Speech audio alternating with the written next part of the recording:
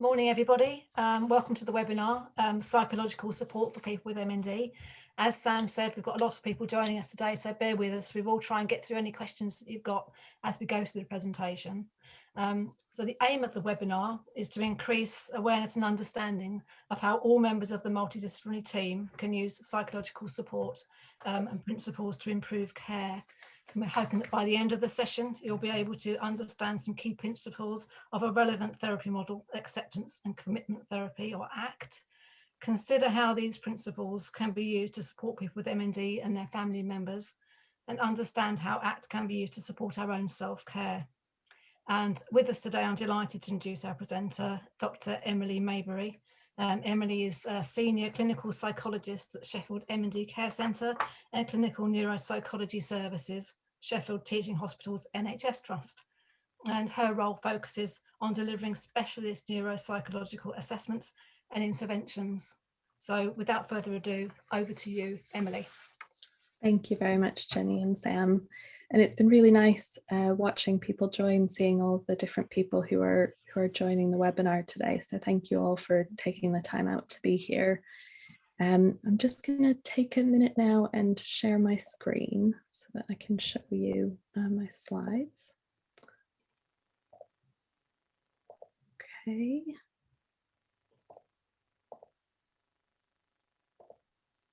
Okay.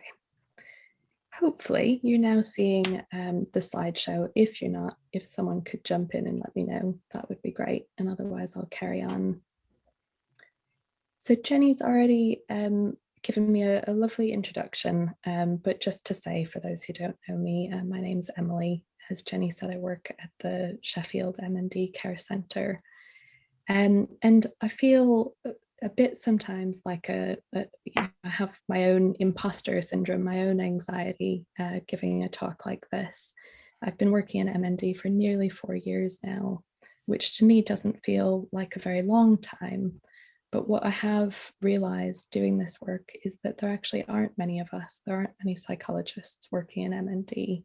And so I'm trying to kind of spread awareness and share the things that I've learned during my time working in this area.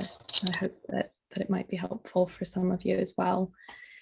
So I'm going to be speaking today about, as Jenny said, a model called acceptance and commitment therapy, which is known as ACT, and that's how I'll refer to it throughout the talk. Otherwise, it's a bit of a mouthful. So the way that I'll be thinking about ACT today is about how we can all use it in our work and in our own lives, how it's relevant for people with MND, their family members, and us as healthcare professionals. And quite likely you'll be working with people who don't have MND as well from the roles that I could see. So this could also be relevant for your other work. It's not specific to MND, although I will try to make it relevant. So there's a bit of a nature and water theme to the talk today, and that's because ACT is about values, as I'll go on to say. Not only do I not value nature, but I grew up near Lake Superior. This is a picture of Lake Superior. So for me, it also reminds me of family and friends, of exploration and adventure, and these are some of the things that are important to me in my life.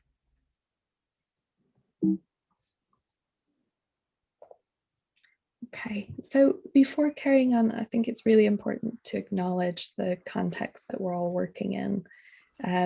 It's absolutely wonderful to have you joining from all over the UK, and that's a really exciting part about doing more virtually. That has its advantages.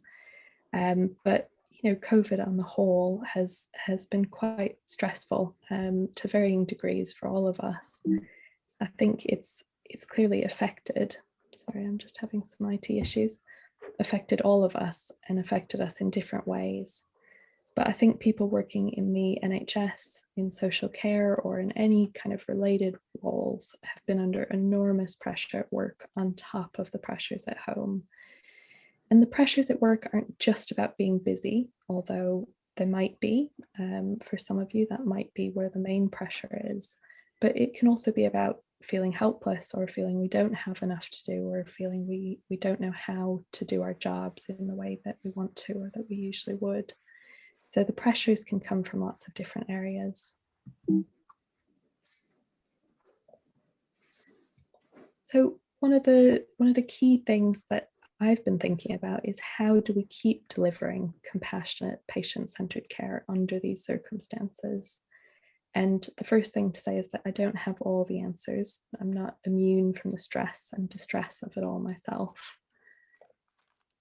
And also to say that sometimes we just can't, sometimes it isn't possible. We might need to take 10 seconds, we might need to take 5 minutes, we might need to take a week or a month out. And we need to recognize when actually we can't keep going. And that's important because actually delivering substandard care might be worse than actually taking the time out to look after ourselves. So I think if we're going to be able to do this, to deliver this compassionate, patient-centered care, we have to look after ourselves too. So I'm going to be talking today about ACT and how I'm going to focus really on how we can use this as healthcare professionals. I think ACT is really helpful for thinking about self-care. But when I say self-care, I don't necessarily just mean doing the nice stuff. It's also about doing the hard stuff if it's important to us. And I'll go on to talk more about that. But thinking about how we can use this ourselves to keep ourselves going at work and outside work, and also how it's relevant for people with MND and their family members.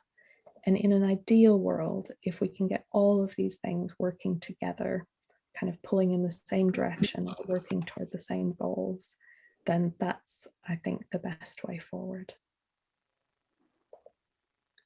I'm going to start off giving a brief overview of some of the key principles of ACT. So this is what the ACT model looks like visually.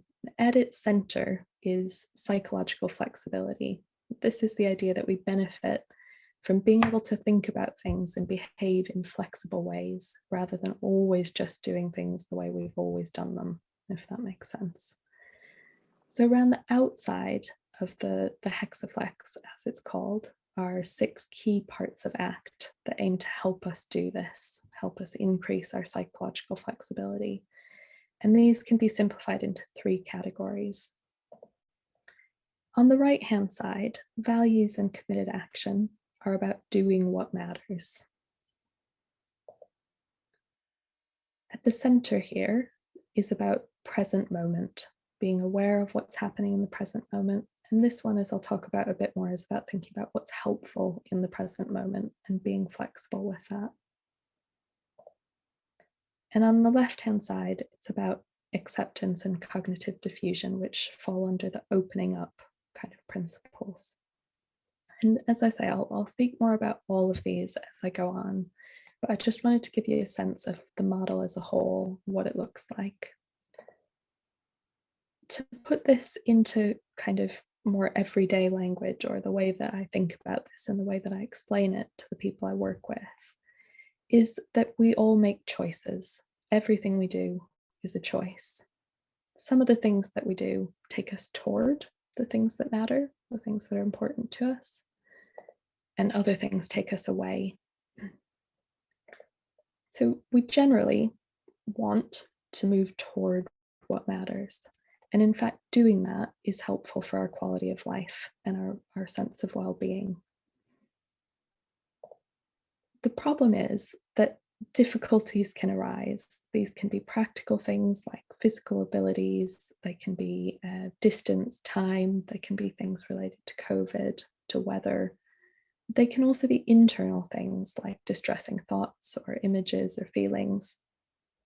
And these things can hook us and pull us away from what matters. So ACT is about clarifying what matters and then taking practical steps and learning skills to unhook from the things that can pull us away so that we can unhook and move toward what matters, even with those difficulties and challenges around. So we're not trying to make them go away with ACT, but we're trying to allow them to be there while we keep our focus and keep moving toward what matters. So with ACT, the idea is that it's a bit like learning to swim. You can't just read about it. You have to actually do it and feel it yourself. So if I gave you a book, or if I sat here and gave you a talk about swimming, you might have some ideas about what to do when you got in the water, but it would be quite hard to actually coordinate everything and figure it out then if you had just read about it or heard a talk. So I will throughout the talk be asking you to do things, to try things, to experience them. But part of my job is not to just throw you in at the deep end, but to sort of wade out in the water with you and encourage you to go a bit beyond your current comfort zone, try some things that feel different, but not so far that you feel unsafe. If anything that I ask you to do today doesn't feel like something you're willing to do, then that's absolutely fine. Just sort of pause and rejoin when you feel able. But I will throughout be encouraging you to actually do things and experience them for yourself. Okay, so I'm going to start by talking about the right hand side of the hexaflex, the ACT model here, about doing what matters. And part of the reason for this is that with ACT, we move around to these different areas. So if I'm doing one-to-one therapy with someone, I can pick up on things that are going on for them, note how this fits with the model, and as they say, sort of dance around the hexaflex. Sometimes it feels that way, and sometimes it feels like real dancing does to me, which is having two left feet. But nonetheless, if I'm unsure of where to start, I tend to start with doing what matters with this right hand side. Partly because for me, it's difficult to ask someone to experience pain or anxiety or do things that feel difficult without a good reason. So I like to start off by thinking about the direction we're going in so that people have that to focus on and to sort of think about why maybe we're doing things that feel challenging. What is it that's important that we're moving toward? So on this page, I've included 4 quite broad examples of values. So I've included work or education, leisure, relationships, and personal growth or health. So in a minute, I'll be asking you to think about these for yourself, but just as an example, for me and my work, some of the things that would fall into this category in terms of what it looks like if I'm doing what matters in my work, it would be connecting with people in a meaningful way, challenging myself, keeping learning, being able to think creatively, and lots more. It's also important for me with my work that I'm able to fit other things in. So if work became too all consuming and I didn't have time for other areas of life, then that would sort of go against values and what I value about work. So for each one now, what I'd like you to do is just take a couple of minutes and I'd like you to start by thinking, how important is this value to me, work/education? If 1 was not much at all to 10 is a whole lot, where does this fall for you? I'm doing the same for leisure, for relationships, and for personal growth or health. Just give you a minute to do that before moving on to the next part.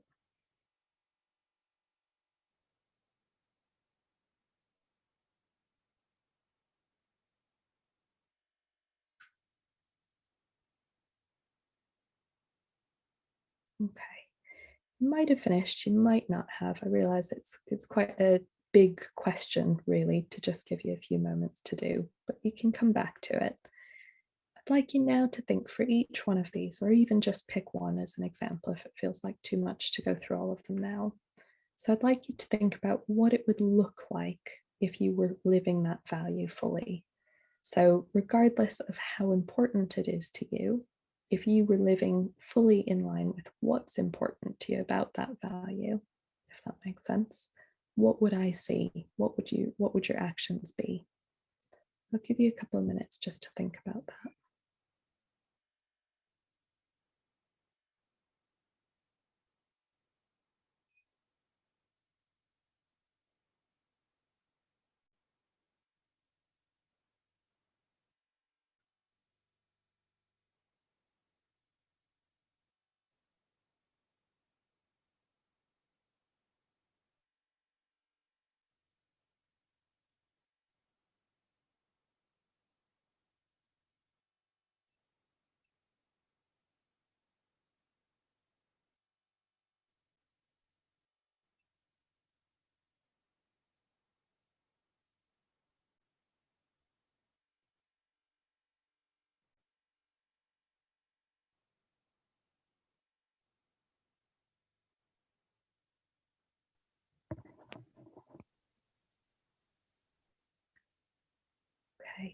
said a couple of minutes. I think I've only given you about a minute. But if we move on now, so just kind of holding those ideas in mind. This screen shows a bullseye. So thinking now about our behavior in each domain, we have work or education, leisure, personal health or growth, personal growth or health, and relationships. So for each one, the center of the bullseye would be living fully in line with that value, doing exactly what those things are that I would see if you were living in line with what's important to you about work or education, as an example. So in the example I gave, I talked about connecting with people. I talked about creativity and learning. So I'm quite lucky that for the most part for me, the work I do does enable me to be close to the bullseye quite a bit of the time. However, we can all get caught up in things. So we can all get caught up in the pressures of emails and paperwork and mandatory training. And even if these things ultimately are about, making sure that we do things in a safe and effective way, they can feel like they're not enabling me to connect with people, to be creative, to do those things that are important to me, so they can pull me further away. And in addition, other areas of life sometimes need to take priority. And so sometimes I'm not able to live fully in line with the things I value at work or in any other area of life. So this exercise isn't about making us feel bad, because the reality is that none of us will be at the absolute center of the bullseye for every area of life all the time. That just isn't possible. So it's about just recognizing where we're at and the direction we want to move in. So again, I'll give you just a brief time, maybe up to about a minute, just to think for each one, roughly where you are. How close to the bullseye are you? Oops, it would help if nope, it is there. How close to the bullseye are you, or how far away are you at the moment for each domain, or at least pick one.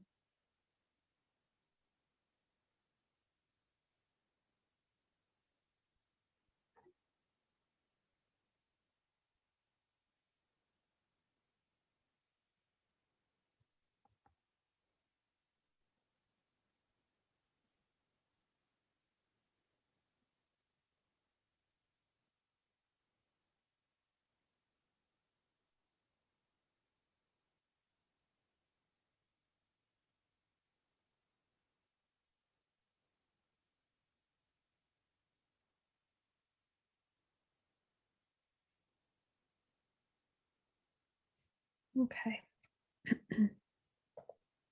So far we've been clarifying values. We've been working on the kind of values part of doing what matters. The other part is committed action. The idea here is that values are a bit like directions. So if we value the direction north, we know we want to head that way, but actually we never reach north. There's no such thing. It's why we will never be at the absolute bullseye of our values, because they're things that we do continuously. So we have to keep moving in that direction, but actually it's quite helpful to have some points along the way. And this is where goals or kind of committed action comes in. So it might be about, if I know that I value the direction north, it might be about setting off for Leeds or York or Edinburgh, so that we have points along the way. Even if these don't take us perfectly straight in that direction, they at least help us know that we're moving the way we want to be going. Emily, a question's come up, which you might like to at the moment. It says, in what context are you referring to personal growth? Yeah, so I guess it can be anything really. I'm not sure if there was a more specific, but I mean, personal growth could be, our sense of ourselves, our sense of the world, that sense that we're learning. It's a bit tricky when we can't interact, but I'm wondering if that answers the question. I'll let you know if anything else comes up. Thank you. Okay, no problem. So thinking now about what this might look like. So if you were thinking about moving toward one of these areas of life that matters to you, what would the steps be along the way? What would some of the goals be? What are things you could do that would move you in that direction. So I've done some thinking about some kind of general things that might be helpful, given we can't all share each of our own individual ideas for this. So I think that reprioritizing our workload, our interventions, our lives to better reflect our own priorities and those of the people we're working with, patients and their families. So if we have, a long list of things to do, actually what's going to have the biggest impact, what matters most to the people with MND or the other patients we see or their families, what will give us a sense of moving toward our values. And sometimes, as I say, we have to do the other things as well. But how can we reprioritize our work to move toward what matters? Looking at our to-do lists. And finding out more about what matters most to the people we're working with, helping them actually pause and reflect on this and think about what matters to them and how they can move in the direction of the things that are important to them.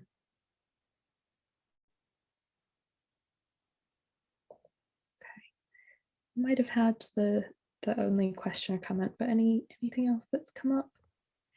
An interesting comment's been made, Marion made actually, which is that she felt she was at the centre of that bullseye, that she would feel a fully functioning person if all those values were fulfilled, which I think is probably how we all feel about when we're looking at that target to get to. Yeah.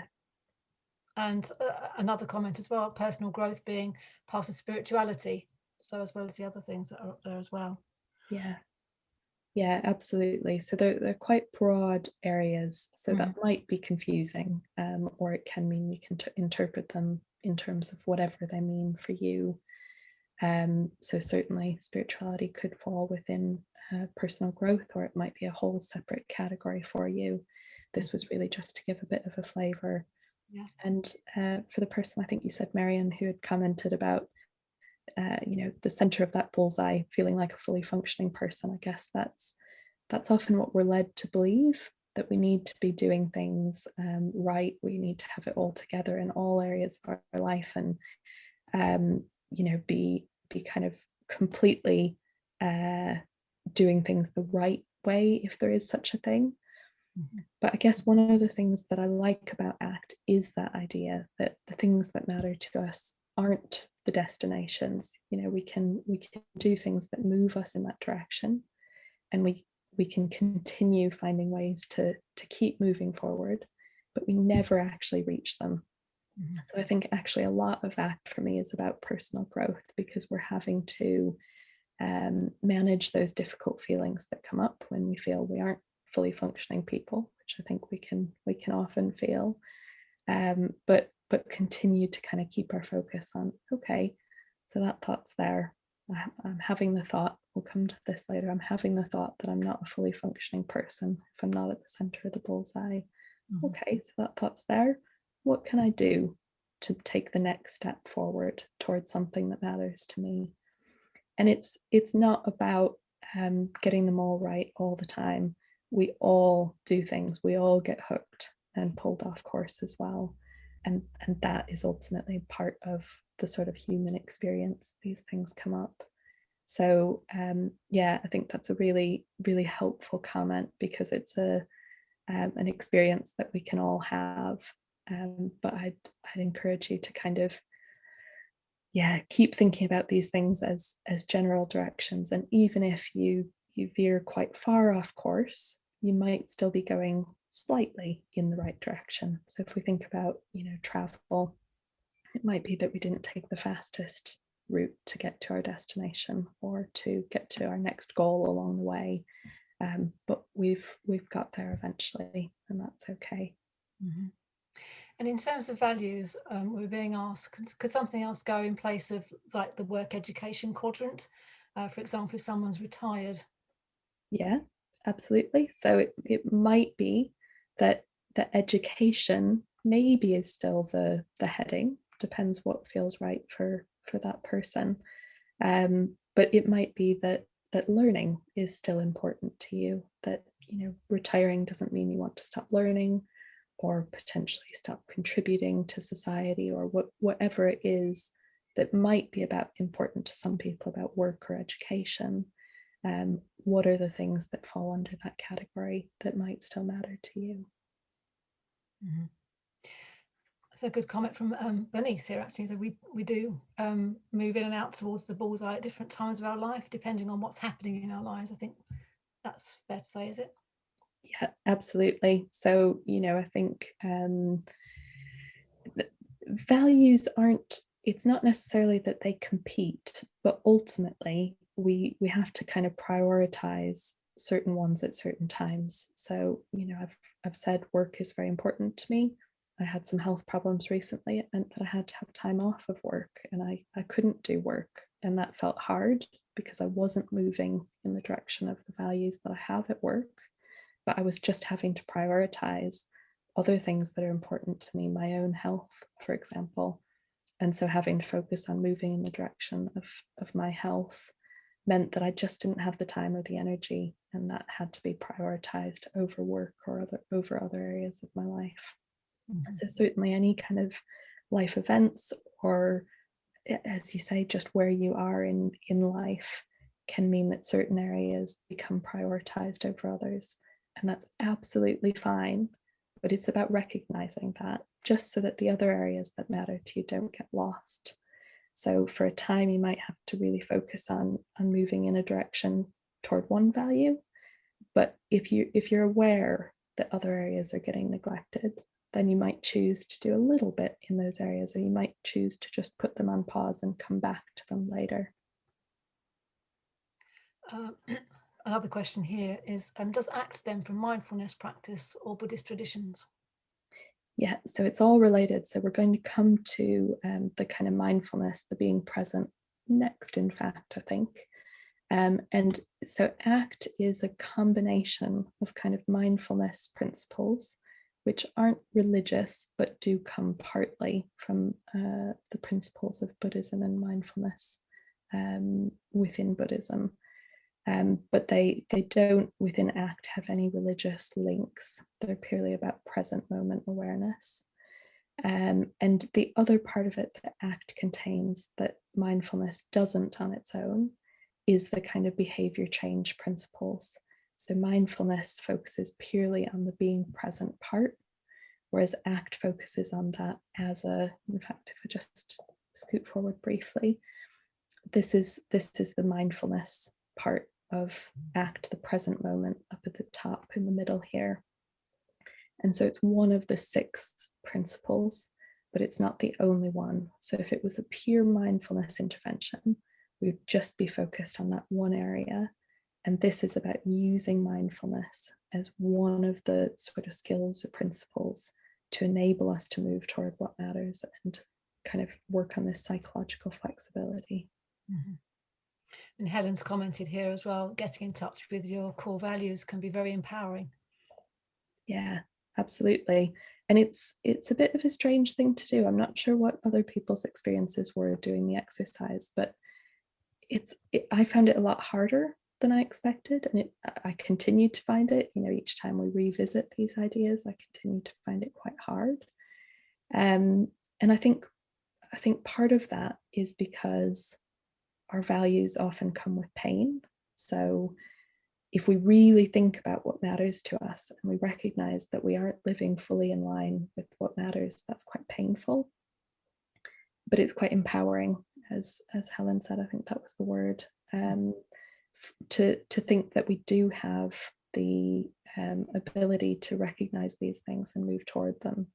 But it's quite hard. For a long time, I didn't feel I knew what my values were, and I still sometimes question them. So, even knowing what we value isn't necessarily something that stays completely static throughout our lives, or that we just do once. I think it's something to keep revisiting. Mm-hmm. Someone's asked, can you explain self as a context with an example, please?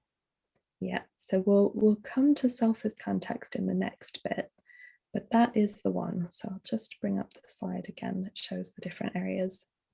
So self as context is one of the be present kind of principles within ACT.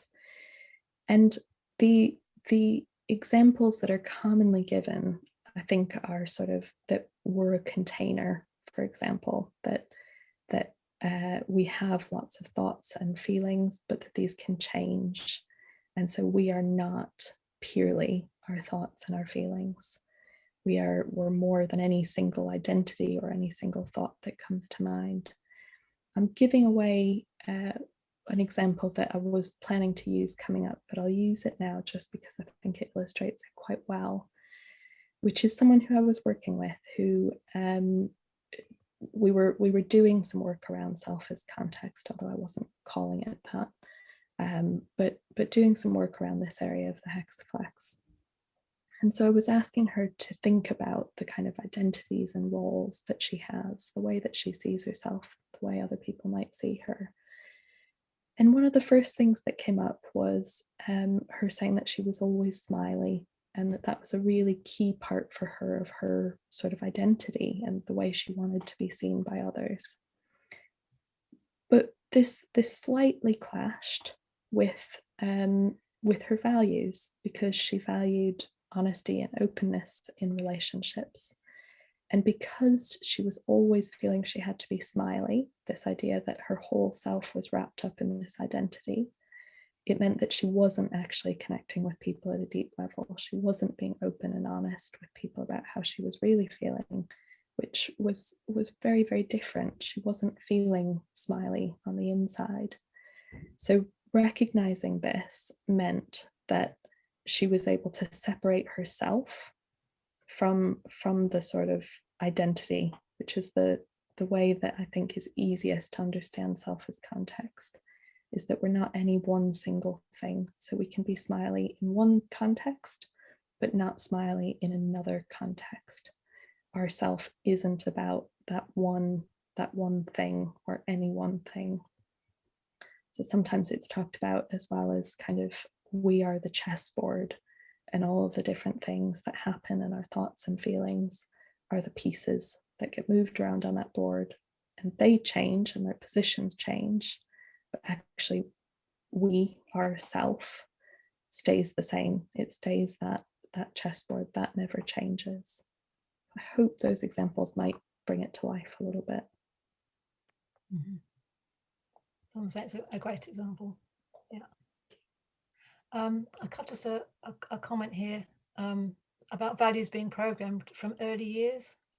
It's useful to question and scrutinise our values and their usefulness to our development. Did you want to say anything about that? Yeah, absolutely. I think it's a really hard part about doing the values work. And I think it's another reason why it's difficult sometimes to identify our own key values, because we grow up being told what's important. We grow up being told, what matters. So it might be about, being nice or being honest or whatever those things that perhaps our parents value or were taught to value by their parents or by society, that actually those things can end up feeling like they're what matters to us. But they might actually be the kind of thoughts or worries or things that are coming up about what would other people think, and I'm supposed to be a nice person. But sometimes, just using that example of being nice doesn't always take us toward what matters. If we value honesty, then being nice, making someone feel good, might actually not be moving us toward being honest and open. And so it might be that the thought that we're supposed to be a certain way is actually hooking us and pulling us away. So I think that is a really tricky part, and it requires some really kind of deep reflection to separate those things out. I'm not sure we can ever fully do it, but kind of trying to recognize that, yeah. Mm-hmm. And a more technical question. So ACT appears extremely similar to the core of occupational therapy, with the use of the Canadian model of occupational performance and engagement guiding their practice. Do you know how it contrasts with that model? I'm afraid I don't know about that model. So I can't comment specifically. I'm not surprised that occupational therapy fits really well with ACT, because I think my experience working with occupational therapists is that this is how many of them do think about things in terms of what matters to the person. How can we help the person move in that direction? What are the barriers? How can we help facilitate them still moving that way and overcoming these things? So I'm not surprised, but I'm sorry, I'm afraid I can't comment specifically. Possibly one last question, because I know time's passing, isn't it? That's okay. Do you have any useful exercises you can suggest to help explore values? Yeah, so I think that there are a number of them that I use in my individual work with people. Um, it's hard to pick just one. So one resource that I'd recommend is there's a book called The Happiness Trap, which is by Russ Harris. And actually, he provides all of the worksheets from The Happiness Trap online.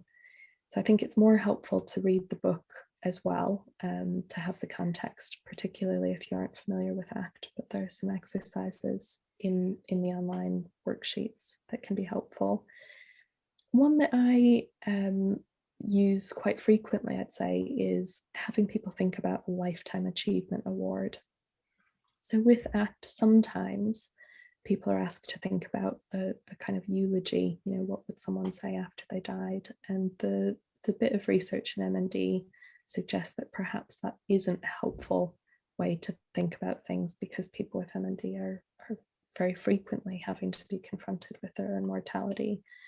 But nonetheless, thinking about a lifetime achievement award and thinking about who would be giving that award, who would the family member or friend be who would give that award, and what would they say? What would the person want them to say? What would they be doing? If they, what are the achievements that they're most proud of? And kind of encouraging people to think beyond the surface level achievements and going a bit deeper with those. One that I use with most of the people I see, even if it's just a one-off sort of assessment session, is just asking people about what they're missing most, or what they're most worried about losing in the future. And this can be a hard thing to think about. And I think as professionals, we can get worried. We can be worried. I know I feel worried sometimes, that I'll get stuck when I hadn't used it as much. And they'll say something and I won't have anything useful to be able to build on. So it will just feel sad. But actually, with almost anything, if someone says, I really miss being able to go running, it's about thinking, what was it about running that mattered? So was it being out in the fresh air? Was it being with other people? Was it about looking after yourself? So although the person might not be able to run anymore, what can they still do that would tap into the things that they valued about running? So that takes a bit of courage, I think, to go down that route. Hang on a minute. Okay. Can I just stop you there? I just had one sneak in. Can this value identification? Oh, I'm sorry, Jen, I couldn't quite hear. I think there was someone else speaking. Can this value identification work be upsetting for people with MND if they reflect they are near end of life but haven't been making choices or living life within line with their values? Yeah, absolutely. It can be really painful. And I think it's important for us to be aware of that as professionals, particularly if we're going to be kind of prompting these questions and asking people to think about these things. I think, to be honest, I think they're probably painful for everyone to think about, because none of us are at the center of the bullseye. So we might all then look back and think, have I been using my time well? What have I been doing? And I think particularly for someone with MND who's coming toward the end of their life, it can be really painful to think about. I'll give an example a bit further on of how this can still be worthwhile, but I think it requires us to be aware. So for me, one of the things with values is, if there isn't pain there, particularly when someone's coming to the end of their life and thinking about losing the things that matter to them. If there isn't pain, then actually it's probably not a real core value, because values are really deep and personal and important to us. And so thinking about losing them will be painful, will be upsetting. But actually, in order to live in line with our values, part of ACT is about being willing to have that pain. I'll come on to that more in a bit, but yeah. Yeah, that chimes to what people are saying actually in the chat now, Emily. Maybe the pain needs acknowledging and it can be worked with, and saying that they feel you're right about being brave, as many people aren't given the chance to talk about their worries for the future, how to manage them and make plans. Absolutely. I think that's true. And that ultimately ends up being a lot of the work that I do with people, actually, is giving people that space to talk about what matters to them, prompting those questions, and then sort of signposting and helping people find the support they need to keep moving forward. So ACT isn't about just thinking about these things. It's not a kind of counseling approach where we just talk about them. It's then about taking action, moving toward what matters. But sometimes we have to sit with that pain to know which direction to go in. Great, thank you. Thank you. Okay. So now that we've thought a bit more about the direction we want to go in, what matters to us, and some of the potential steps along the way, how do we unhook ourselves? And that's where some of these other ACT principles can come in and be helpful. So someone was already asking about mindfulness, and a big thing that can pull us off course, can pull us away from what matters, is if we're thinking too much about the past or the future, or being too tied to things that aren't helpful now. So the self is context part, where I described the person who sees themselves as always smiley and always having to be smiley. If that isn't helpful in the present moment, then we need to be flexible and allow that to go and to come and to use it when it helps. So this part is about what's happening now and what's helpful now. I think this is something that I think is really common working with people with MND, very understandably, is that people can get hooked thinking about how things used to be or how the future might be. But I kind of think about this kind of be present, these principles, is about focusing on the road directly in front of us, rather than spending too much time looking in the rearview mirror or trying to think about what's further down the road beyond what we can see. We have to actually be able to think about what's directly ahead, as well as the general direction that we want to go in. So this is about, okay, we've got our direction, we've got our planned route and stops along the way. Now actually be here now, be in this moment. Don't be thinking about the past or the future too much. Okay. So this image is frequently used to illustrate mindfulness, that idea of being present. And dogs are great at focusing on the here and now. They notice all the details, they use all their senses. Human brains have evolved to think about lots of things that aren't happening in the here and now. And that's great. It enables us to do lots of things that other animals who don't have this ability can't do. But actually, it can also be really harmful for us. It can make it really hard, because we could be out for a walk, but actually we could be in our minds in the conversation we had last week or the meeting tomorrow, imagining it or remembering things. Images might pop up. So this image is kind of encouraging us, rather than having a full mind, to be mindful, to be focused on the present moment. And I think the only problem for me with this image is that mindfulness isn't just about focusing on the trees and the sun, but actually focusing our attention on whatever is in front of us, whether that's a conversation or a task or a physical sensation, approaching it with that kind of non-judgmental awareness, bringing our attention back to it as many times as we need to, choosing what to pay attention to based on what's helpful here and now.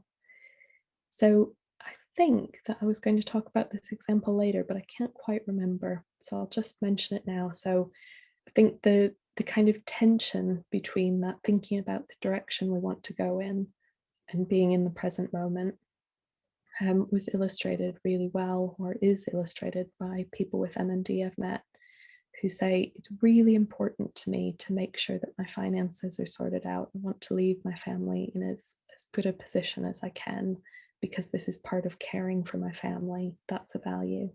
So then the goal along the way is to get finances sorted out to make that easier for family moving forward. So if the person is thinking about that while they're sitting and having dinner with their family, then actually that's probably taking them away from what's important. That's probably a thought that's hooking them and pulling them in the wrong direction, away from what matters to them, which is their family, who are right there in front of them in the moment. But actually, because this is something that matters, if the person is saying, I'm going to sit down and I'm going to do this, I'm going to set aside a time and get this done because it matters, then they might then pay full attention to getting that task done and focusing on why it's important to them. So even though these things can feel almost contradictory, that we need to know the direction we're going in and what matters, and then we need to be in the present moment, I think actually they work together really well.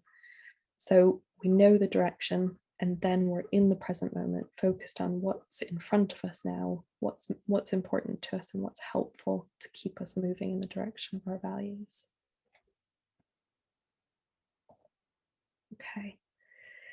So getting back into experiencing things for yourselves, for everyone who's willing to, we'll do a short mindfulness practice now. And we're not trying to achieve any special state. We're not trying to relax. This isn't hypnosis. There's no religious connotation.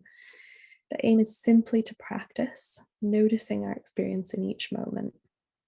And there will be pauses to allow you to notice what comes up. I'll be guiding you through. There's no need to speak. I'll let you know when we're finished with the exercise. So if it feels okay, just gently closing your eyes, or alternatively adopting a soft gaze a few feet in front of you.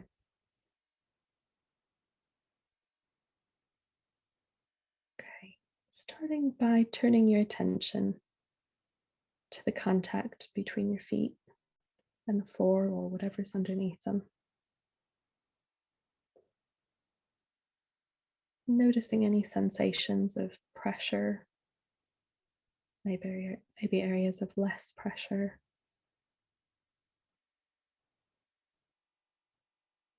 You might notice discomfort or tightness. Whatever is there, just allowing it to be.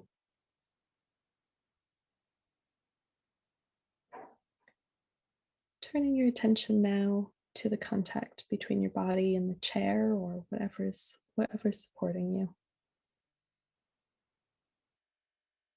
Again, just noticing the sensations in your body, noticing the contact.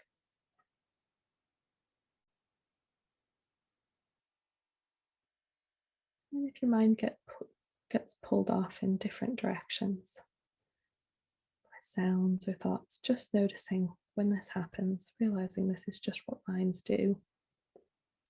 Just gently bringing your attention back to the sensations in your body, where it's in contact with the chair.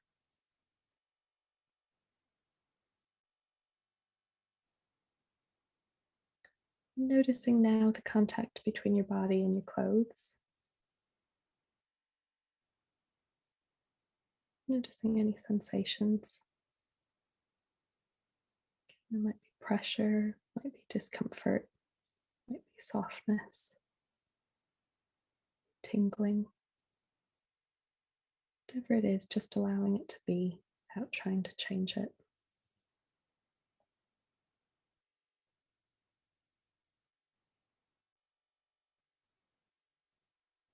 Taking a moment now to think about the kind of person you want to be, the kind of professional you want to be. Just taking a moment to think about what this would look like. Noticing any thoughts or feelings that come up as you do this, just allowing them to be and bringing your attention back to thinking about the kind of person, professional you want to be.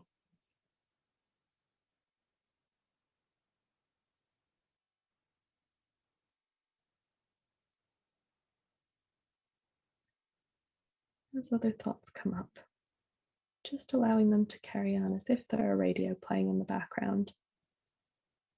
And just allow it to play while you keep bringing your attention back.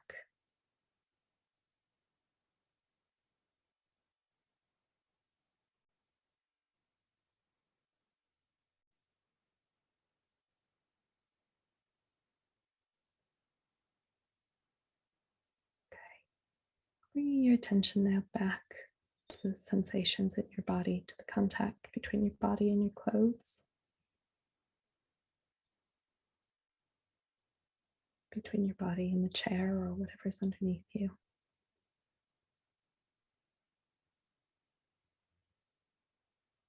And between your feet and the floor or whatever's underneath your feet. Again, just noticing the contact, noticing any pressure, noticing any sensations that are around, any heaviness, boredom, frustration, whatever comes up for you, just noticing. You keeping your attention on the contact between your feet and the floor.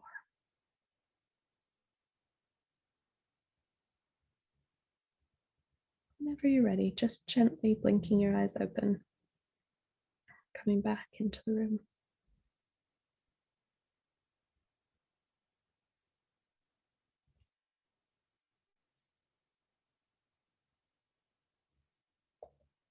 Okay.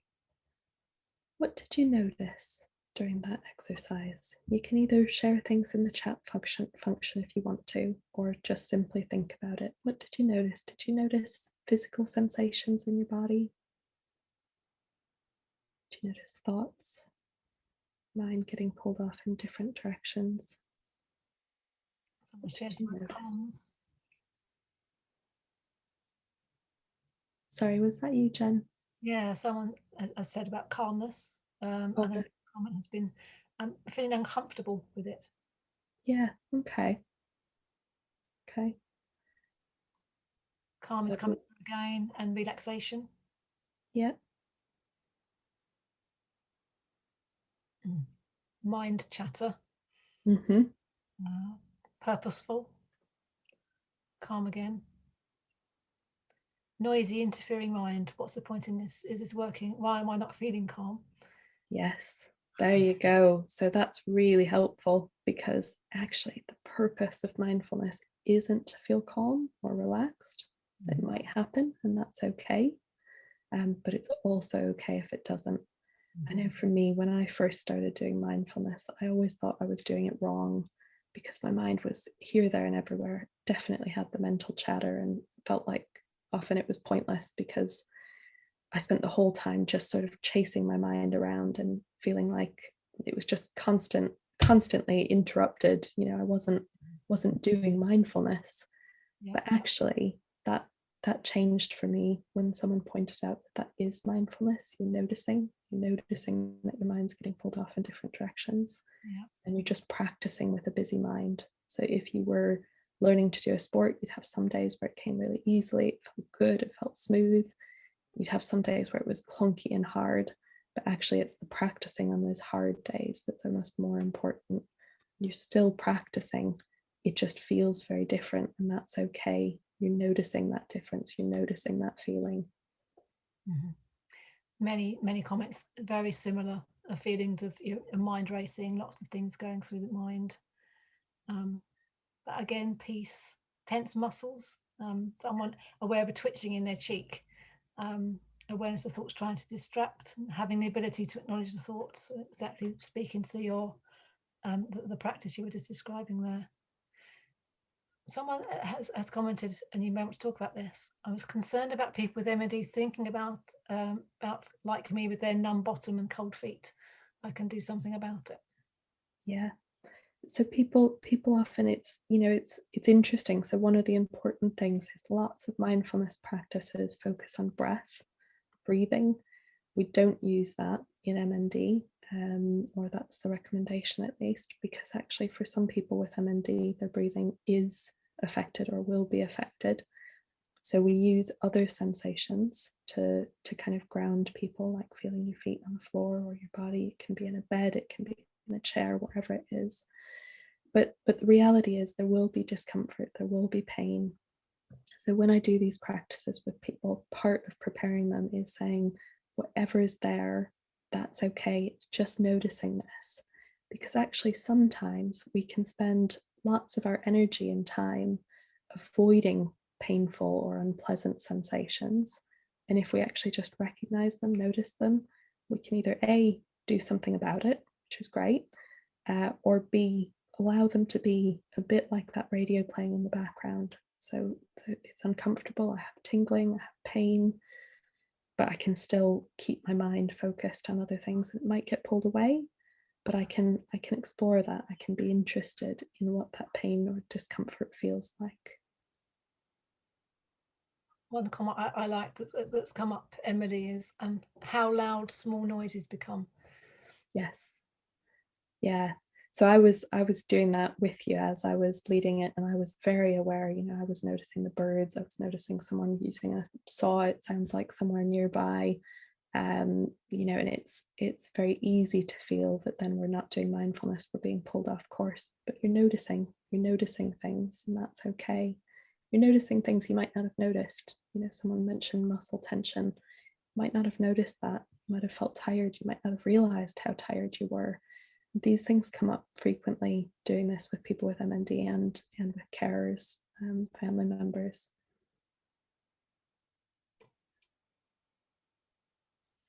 I was also interested in one of the early comments about, I wasn't quite sure if there were two separate ones or all the same, about, I think it was kind of noticing calmness, but then feeling uncomfortable with that. And I guess one of the things that we might feel is, particularly at work or when we're attending a webinar, or we're doing something that we need to be doing all the time, that we need to be stressed, that we need to be, going at 100 miles an hour. But I guess for me, this brings me back to that question of, how do we keep providing compassionate, patient-centered care? And part of that is about giving ourselves that probably took 30 seconds to do, maybe a minute, giving ourselves those spaces, those brief pauses to perhaps feel calm, or realize that we're tired, or realize we need a drink, or realize we're in pain because we're sitting funny. So actually, that's okay. It's quite natural to feel uncomfortable, that you feel calm, but then maybe being curious about what that's about. Mm-hmm. A description here as well about feeling happy when thinking about where the person wants to be or what they want to do. Yeah, and it can affect us in different ways, and it might affect us differently on different days. So you might do it one day and feel happy thinking about those things, and another day it might feel like there's a barrier, or like you're not doing those things enough, or you might then experience guilt or pain or distress. Any of these are okay with mindfulness. It's purely about noticing. If we're not aware of things, then we don't have a sort of option. We don't have a choice. We just do, we just act on autopilot. So the purpose of mindfulness within ACT, going back to one of the questions that came up earlier, it's partly about the noticing and the kind of present moment awareness, and not being carried away by the past and the future. But it's also partly about, actually noticing, how do we feel? What does matter? And using this as a tool to then help inform what we do as well. So it's both about just being and not doing, but it can also be a tool that can help us know how to move forward. I think it would be a good point here to sort of bring something that came up in the chat earlier that I haven't been able to raise before, which is around, Helen shared something about family dynamics being difficult in these sort of situations. So the person with MND wanted to talk about some end of life, but their husband was in denial. Yeah. And somebody's responded to that in the chat and said, would it be appropriate to use that with care and family members to support people with MND? to identify their values and move towards them, you know. Yeah, absolutely. So that's actually one of my big areas of interest that I'm trying to pursue on the research side, is how we can use ACT principles to also support carers, because they're experiencing their own distress with MND and with the changes in their lives, and watching what the person with MND is going through and their own experiences. And I think, you know, we can't necessarily expect carers to always be willing or always be able to kind of be there, you know, be experiencing the pain, be experiencing the distress. They might just be feeling like they're just trying to hold it together and keep going. But it can be really hard. And I think ultimately, in an ideal world, we'd be offering, you know, we'd be using these principles ourselves, going back to one of those early slides. We'd be using this kind of individually, or perhaps in small groups with people with MND, and also with carers and family members. And we might be having some joint sessions between the person with MND and their family members, and also allowing some separate spaces to talk about, you know, some shared values and some different values, or how these affect people differently. So absolutely, I think the principles are relevant for everyone, but absolutely, I also agree that the family dynamics can make it difficult to know how far to go, or how to approach things when you have people who are at different points. That idea of kind of not asking people to jump into the deep end. For one person, they might be ready to take that next step. For the other person, they might not be ready. And so trying to gauge it in a way that you know, enables the person who is ready to have that space. And that might be about signposting to other services. It might be about offering a separate session or a separate phone call. Or it might be about just acknowledging that difficulty and saying that it feels like this is a tension here, and this is something that it feels like you're wanting to talk about this, and you're not quite ready. And you know, I think we need to find a way of moving forward together. How best do we do that? And people might have ideas themselves. So there's not an easy answer for that one, I'm afraid, but by all means, I think the principles are relevant for everyone. Yeah. A discussion about distraction, and does it matter if we enjoy distraction, in the idea of sort of not staring life in the face, it's a phrase that's used, or thinking too deeply. Does it matter if we enjoy that distraction from the current concerns? Yeah, that's a really good question. I think distraction can be really helpful, but the question is, if you imagine the kind of the arrows taking you toward what matters or away from what matters, are they taking you away from what matters? And are they taking you away from what matters in a significant enough way, or frequently enough that it's a problem? Because we all sometimes move away from what matters. We might do things that are enjoyable, but actually aren't that good for us. You know, eating fish and chips, but actually knowing that health matters, that's okay. You can enjoy the fish and chips, or you can enjoy the distraction, or the kind of imagination, you know, going somewhere in your mind, and that's okay. But I guess the distraction is different from mindfulness. So, for example, I was speaking with someone with MND who was saying that she uses kind of visualization, or a kind of distraction technique herself, where she envisions herself on a beach or in a lovely place. And I was just asking her, you know, how that is for her, because it might be really helpful. It might enable her to just get that bit of space to get away from the difficulty and the pain. But it could also be a painful thing, because she can't travel, she can't be on a beach, she couldn't, you know, walk on a beach like she used to. So mindfulness is a bit different, because we aren't imagining something, we aren't distracting ourselves from the present, we're here with whatever's here.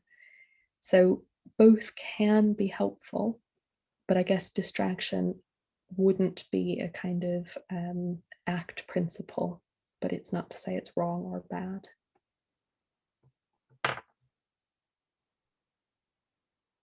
Okay, thank you. That's the last of the questions and comments that we've got. Thank you.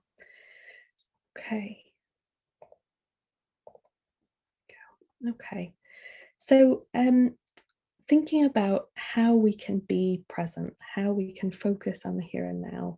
This might be in our work or at home. So there are formal and everyday ways of practicing mindfulness. So the practice that we did together, that would be considered a formal practice. It was something we sort of set aside time specifically to do. And that's really helpful. And for many people, it's really important. The reality is, I find that much harder to consistently make a part of my life. And I focus more on the everyday ways of doing mindfulness. So, doing the things that I'm doing anyway mindfully. This could be taking a sip of tea, this could be brushing your teeth. An example I frequently give that's even more relevant now with COVID is hand washing. So, actually, we all wash our hands how many times a day? If we just take a few extra seconds, or don't even take a few extra seconds, but just notice the temperature of the water, notice the feeling of the soap, notice the feeling of our skin, notice the sort of massage type motion, all these things that probably we just do where our mind is actually elsewhere, but we're doing anyway. So just refocusing our attention can mean that we're practicing mindfulness in things that we'd be doing anyway. Might be about taking mindful breaks. So it might be that using distraction is sometimes helpful, and just looking at something on your phone, watching a video, that's helpful for you in that moment. That's fine. But it might be about doing things in a more mindful way, thinking about how you're using that time, focusing on doing something that's important to you, using your senses, stopping to just think about 5 things you can hear, 5 things you can see, can be really kind of simple things, and they don't have to take long. Can notice our own thoughts and emotions and sensations, like it sounds like many of you were doing during that practice. We can do that at other times as well. We can do that when we're in conversation. We can do that when we're with a patient, and we can notice when we get hooked by them. Um, so, so if they're kind of pulling us away from what matters, like pulling us away from connecting with the person and their experience, and noticing that and being able to choose to do something different. We can use mindfulness when we're listening, when we're in conversation, to really pay attention to what the person's saying, to how they're saying it. And we can use mindfulness almost helping other people become aware of things, almost helping other people be mindful, noticing their expressions, changes in their demeanor or in other people, and picking up on those things and gently kind of commenting and exploring, just kind of, I get the impression that you're tired today, or whatever it might be. That can be quite helpful for the person going, oh yeah, I am tired. And yeah, it can open up a conversation, or it can be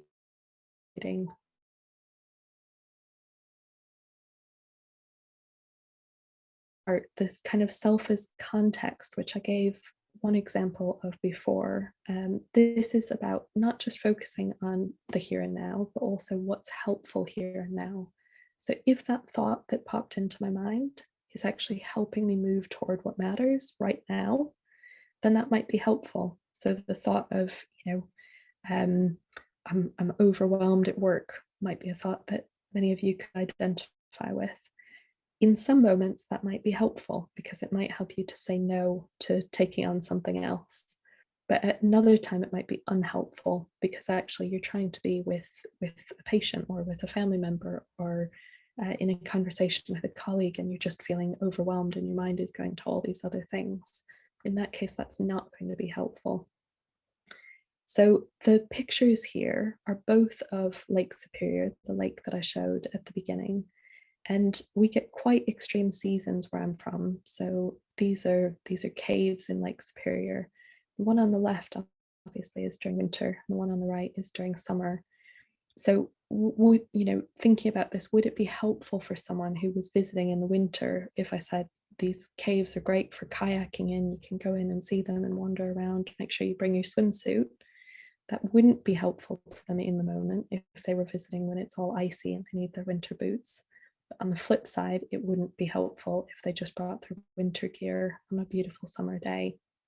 So the kind of being present part of the hexaflex isn't just about what's there, but also what's helpful in the here and now.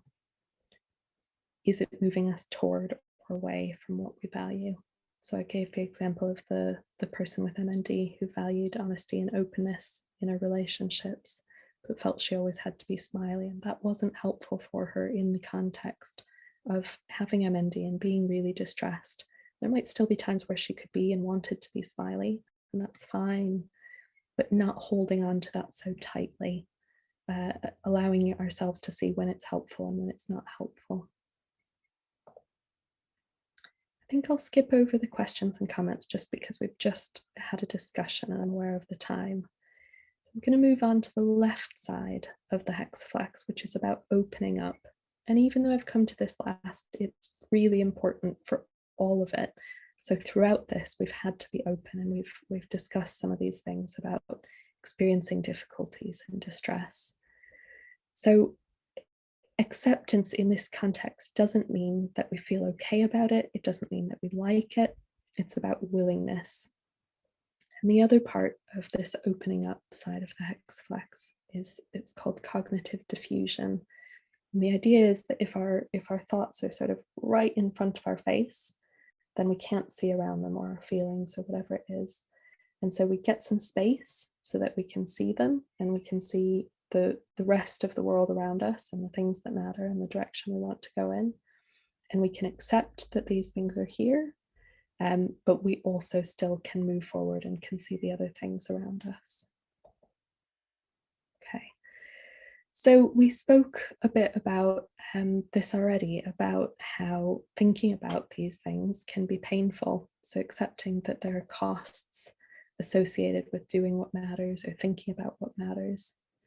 Acceptance is about going toward these things, even if it hurts, even if you get cold, dirty, bruised along the way, even if you feel anxious, embarrassed, etc.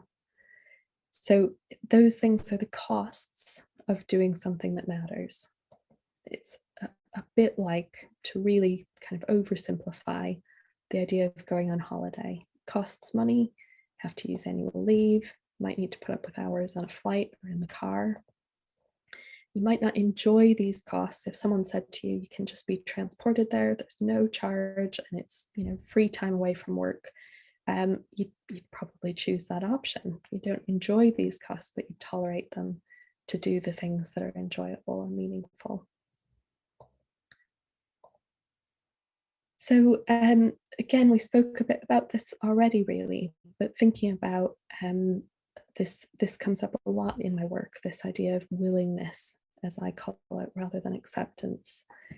Someone being willing to contemplate their own death, to think about the things they want to leave behind for loved ones. So for example, there's someone I've worked with recently where caring for his family is really important to him, and it's important to continue caring for his family after he dies. So we thought about this and thought about ways he could do this, and these were really painful, upsetting conversations, but they matter to him. He wants to do this. So he's now decided that he wants to write cards for his family members for significant occasions in their lives. And he's then thought about how to do this, what help he needs, when he can do it. So he was willing to go there to experience that pain because it's important to him. It matters. Similarly, family members, being willing to care for someone they love in spite of all the challenges, both practical and social and emotional, all of the different things that come up.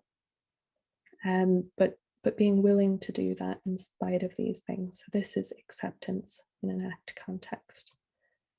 For us, it might be about being willing to sit with other people's pain and distress, even when we can't make it better, but connecting with them and trying to be there, be alongside them, and experience some of that pain ourselves as a result. When I was thinking about this, I think, maybe part of acceptance and willingness, thinking about working in MND, is being honest with ourselves about what the experience is like, both the things that we love about it and the things that are really painful and difficult that we see and that we experience. And accepting when we need help or need a break. We don't necessarily like this, but we might need to be willing to do it if ultimately it means we can provide better care. So getting space from thoughts. Just thinking about the time. I think I'll shorten these exercises a bit, but I think we'll still have time to do them. So the first thing to say really is that our minds are very strange. So thoughts and feelings, etc., are not reality. So we can have lots of different thoughts. It could be, I am great. That might be helpful in some contexts, unhelpful in others. I'm useless. Same might be helpful or unhelpful. These things might be true or false. We could also have the thought, I am a dandelion. And that is, might be helpful if we're trying to be a dandelion in a play. But it doesn't mean it's true. Thoughts aren't necessarily true or false. They're thoughts, but they can still feel scary or silly. They can bring up emotions in us, even if they aren't reality. So the idea of cognitive diffusion in ACT is about getting space, holding them loosely. So one of the things that can be helpful is simply to put this phrase in front of a thought. I notice I'm having the thought that. So if I go back to the examples I gave, I notice I'm having the thought that I'm great. Okay, that's a thought. I notice I'm having the thought that I'm useless. Okay, that thought might have been a bit painful initially. That's a thought. I notice I'm having the thought that I'm a dandelion. Okay, fine, that's another thought. So we're kind of calling them out. We're naming them for what they are. And getting that, just using that little phrase can just be the difference between the thought being right in our face and being able to get it down and see around it. Okay, this was the exercise I was debating about. We'll just do it for less time. For 1 minute, we'll do it for say 20 or 30 seconds. Let your mind wander, track where your mind goes. You can make notes or just kind of follow it. So just see what comes to mind, see what the thoughts are from now.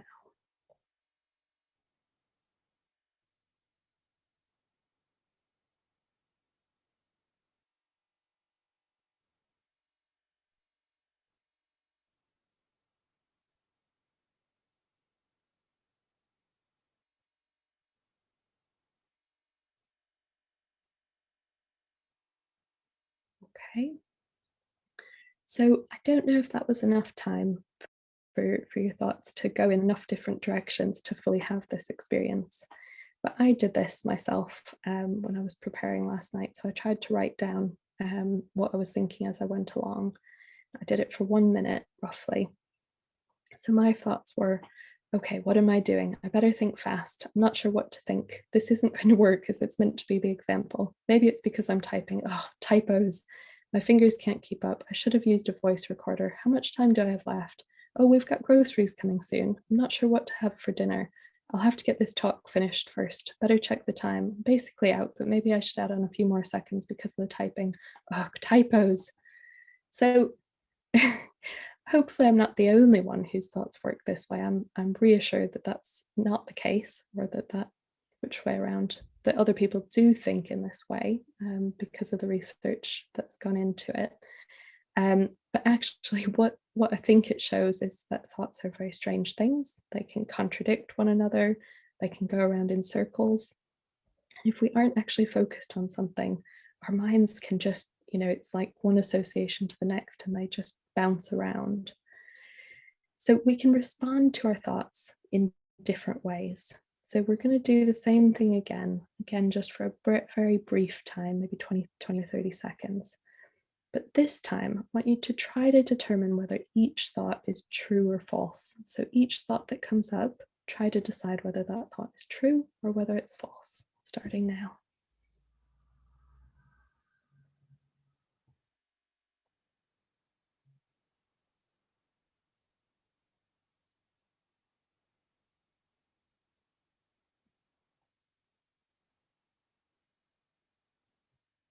Okay. And now doing the same thing again, but again, just for about 20 seconds, let your mind wander again.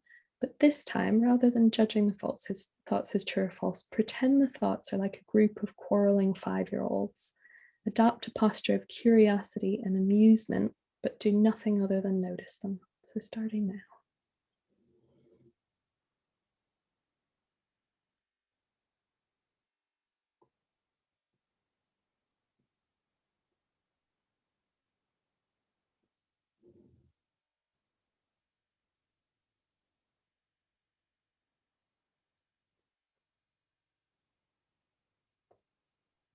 Okay. So what did you notice during 2 and 3? I'm not going to actually go through the comments this time just because of the time. But hopefully you might have noticed that when you just let the thoughts be and you sort of were a bit amused by them and just curious, that actually they just kind of they don't bother you. They don't kind of interfere. They're just there and they're a bit amusing, as thoughts can be. Whereas when you're judging each one as true or false, which is something that I think we do quite a lot in general with our thoughts.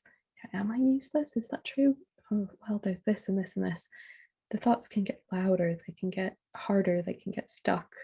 So the way we respond to our thoughts does change the way thoughts feel, the way we experience them, even if it doesn't change the thoughts themselves.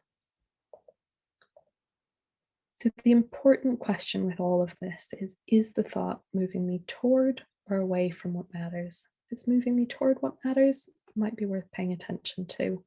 If it's moving me away from what matters, even if it's a helpful one for later, but not helpful right now, then it might be about diffusing that thought and turning our attention back to what's in front of us.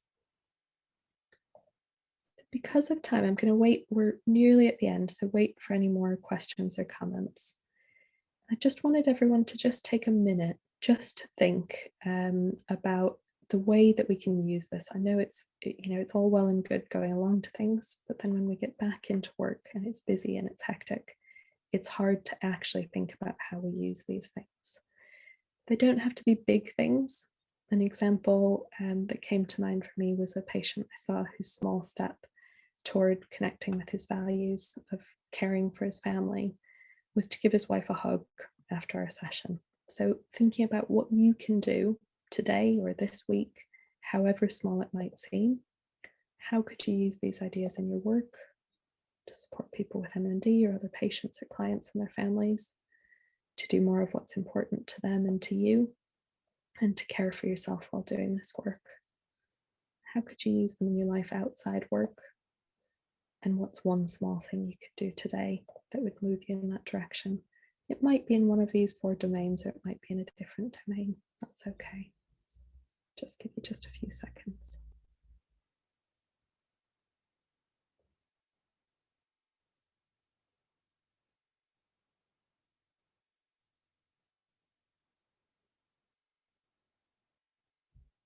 Okay. I encourage you to keep thinking about these things. The thing with ACT is to keep going, keep doing them. So whether it feels like this and you're just floating along on your back and enjoying the view, or whether it feels like you're barely keeping your head above water, to keep going, keep practicing these things. And know that you're not alone. So I've added my contact details. You're welcome to get in touch or to follow me on Twitter. I've also set up a network of people who are interested in psychology and MND. You can email me about that. And we have some upcoming MNDA led psychological care masterclasses, which will be much longer and give us much more time to think about things in detail and think about how work with people with MND can use different psychological principles, not just ACT. Okay. I'm sorry I got confused between the time I'd been presenting and the actual time, so I'm aware we're over by a minute. I'll stop sharing. I'm still here and happy to take questions. That's great. Thank you ever so much, Emily. It's really interesting and very informative, and lots of very positive things coming up on the chat as well about how useful people have found it and what they're going to take away from it as well. Thank you. Interesting. And just to reiterate as well that the recording will be available afterwards, so we can revisit this. That we do have the masterclasses to go into more depth, and if people could take an opportunity to fill in the evaluation form, that would be really very helpful, so we get to know how we can continue with interesting sessions that people want to hear. Thank you all for attending. And lots of thank yous, Emily, coming up. Mhm. Thank you so much. What's the training to be fully ACT trained and competent? Do you need to be a psychologist? You don't need to be a psychologist. You can do ACT training regardless of your professional background, and you might use it in different ways, but yeah, that's absolutely an option. Love the interactive parts of the webinar. Really useful for learning, so that's great to hear.